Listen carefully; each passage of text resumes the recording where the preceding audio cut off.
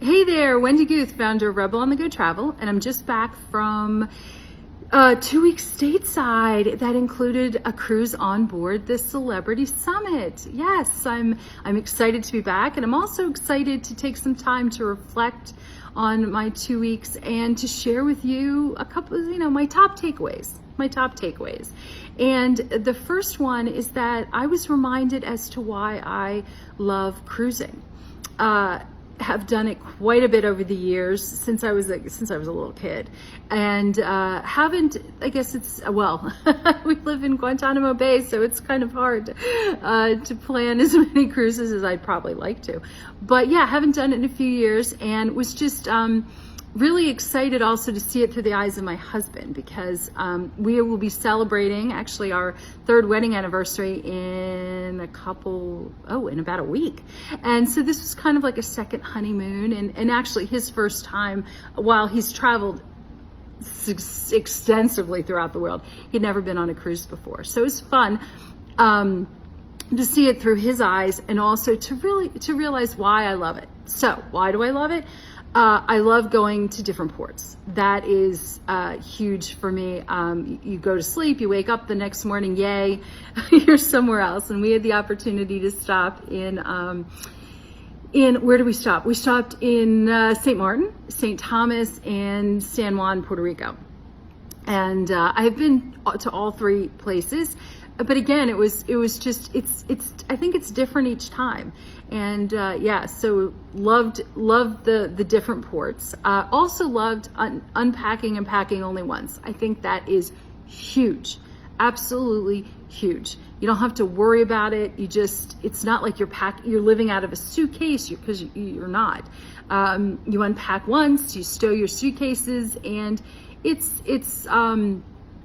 makes it easy, makes it very easy. And I loved the fact that we got to get dressed up and enjoy our dinners. That was a lot of fun. It's a little bit of make-believe, maybe a little bit of kind of magic that it felt very, very, I'm going to say princessy, but more felt like a queen. And Celebrity, I think the food was definitely a notch above what I've typically had on cruise ships. Very good food. I wouldn't say it was like super gourmet, but I can definitely say there was no bad meal, which is terrific.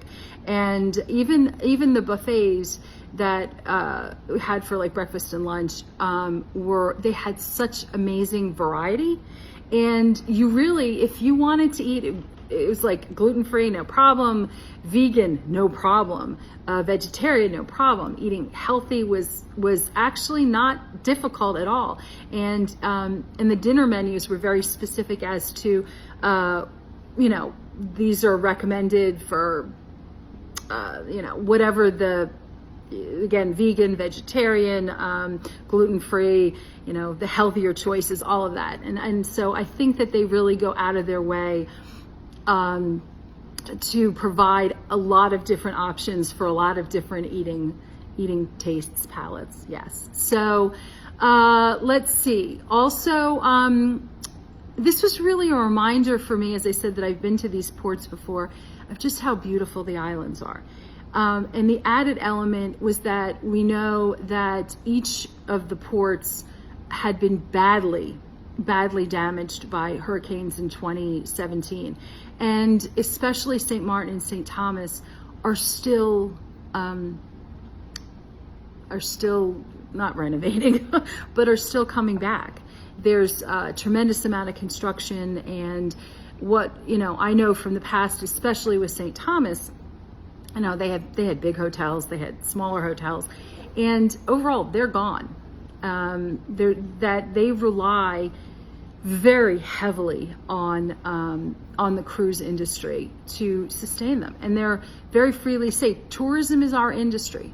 We are here to provide services and opportunities for tourists, travelers to enjoy themselves. And I think that they were very appreciative that we were there, and heard quite a few times, thank you so much for coming. Please come back. Please send your friends. And having traveled to the islands a great deal, I think it's a bit different. I do remember, especially in like, I guess it was 90s, early 2000s, where it was like, oh my God, tourists, go away. No, not anymore. I think that it's more of a, I guess, a symbiotic relationship. So anyway, loved the islands, loved the opportunity to, like in St. Martin, we rented a Jeep, loved the opportunity to see it that way. St. Thomas, we rented a car, drove around. And really got a sense of how the island is doing and how the locals are, how things are. And yeah, absolutely beautiful, and saw just such amazing scenery. And spending a couple days in San Juan was actually my next point. Is I've always loved San Juan, but I don't think I necessarily fell in love with it, but I have. It was just, the culture, the history, the people, the vibe. It was just wonderful. And we spent one day, we went and did like a lot of the history in Old San Juan, to the forts, to walking around, and it's just the beauty. It was breathtaking. And then we went to the beach, and again ended up in Old San Juan walking around, and just absolutely loved it, and am looking forward to going again and again. And I think that not to diss Miami, but San Juan is like a slightly shorter, or slightly longer flight. Hey, I'm all about it. I'm there. And having been sad that Havana is no longer really an option, to a good extent for Americans, that hey, go to San Juan. Go to San Juan. Fantastic food.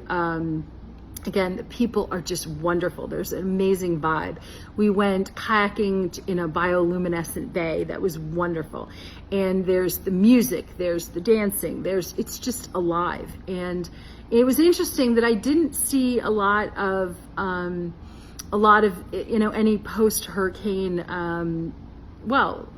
I guess issues. Yeah, everything was just, I really, I can't say enough how much I love San Juan now. And as I said, I'm very much looking forward to going back. And, one of the things that I think about regularly is this an adventure? Is this rebellious? Is this transformational? And one of the things that comes up is, what about a cruise? I think in the past you think of either the Love Boat, where it's like the weekend hookup thing, or it's where old people go to sit on lounges and play shuffleboard and things like that. And I have to say that I really believe that any type of travel experience is, and this, you may think this is a cop-out for me to say, that any travel experience can be adventurous and rebellious and transformational if you want it to be. And I stand by that. And I think that cruises give you a terrific opportunity to have different experiences, all in one package.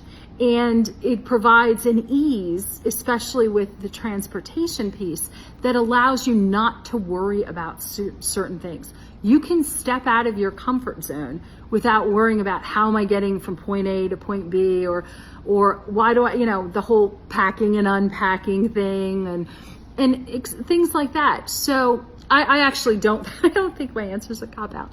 But I do think what is really, really important is that you have to select the right ship based on what your whys and your wants are. Or actually whys, wants, and I guess what's too. And why are you taking this travel? Why are you going away? What are you trying to accomplish? When you shut your eyes and think about the end of the trip, what do you see? What do you have? What are your goals? And I think that's a very critical piece. And sometimes it's, I want to party 24/7, or I want to just really come alive. And there are specific ships that can do that. It could be the opposite. It could be, I just want to be mellow. I just want to chill. I just want to take in the culture, There are ones that are designed specifically for that. It's I want to celebrate. Again, it really is dependent on what you're trying to achieve, and also in terms of, what's available. If you want a spa experience, certain ships have that, certain ships don't. If you're looking to see Broadway shows on board, you can do that too. If you're looking for very port intensive experiences, hey, that's an option too. I know that there's one celebrity, I think it's an 11-day cruise that goes to like 8 ports, and I'm like, wow. And not just your typical ports, but some really interesting, fantastic smaller islands. And if that's what you're interested in, hey, you can do that. If you scuba dive, there's plenty of places to go, and then you can recuperate either whether you want, a beverage, an adult beverage, or a time in the gym or spa. I mean, there's so many different opportunities today that cater to your specific needs and wants. And that, I think, is what makes it so fantastic. And just to add the piece, when you think about, well, I could do that on a tour, say in Europe, or it's kind of hard to tour the Caribbean just because you'd have to jump from island to island and end up having to add probably an extra day in between, just in terms of dealing with airports. But if you're talking about, say, Europe, one of the other beauties of being on a ship is that if you want to escape and you want alone time, you can find that. I was actually attending a conference for the first 3 days because we were at sea, and my husband was enjoying the ship. And it was interesting, I'll tell you a secret, it was interesting, by the 3rd day, he's like, I really miss you. I really want to spend time with you. Did you have to go to work? It was very cute. But anyway, it's an opportunity that if you want to escape, if you want to find that quiet nook and cranny, you can do that. One day, the day we left St. Martin, we did it from, we waved and saw the sunset and saw the boat leaving from the top deck. When we left St. Thomas, we were out on our own private balcony, toasting the day and just having some quiet time with each other. And that to me was the choices and the opportunities and the variety. It's just really, yep, okay. So I had a great trip. And hey, if you are not a member of Rebel on the Go community, my Facebook group filled with just some really kick-ass women who share a passion for travel, I'd love for you to join today. We talk more about the cruise and the destinations that I went to, and I'm available to answer travel questions and help you decide where your next adventure should be. So I will drop the link below, and I will see you soon.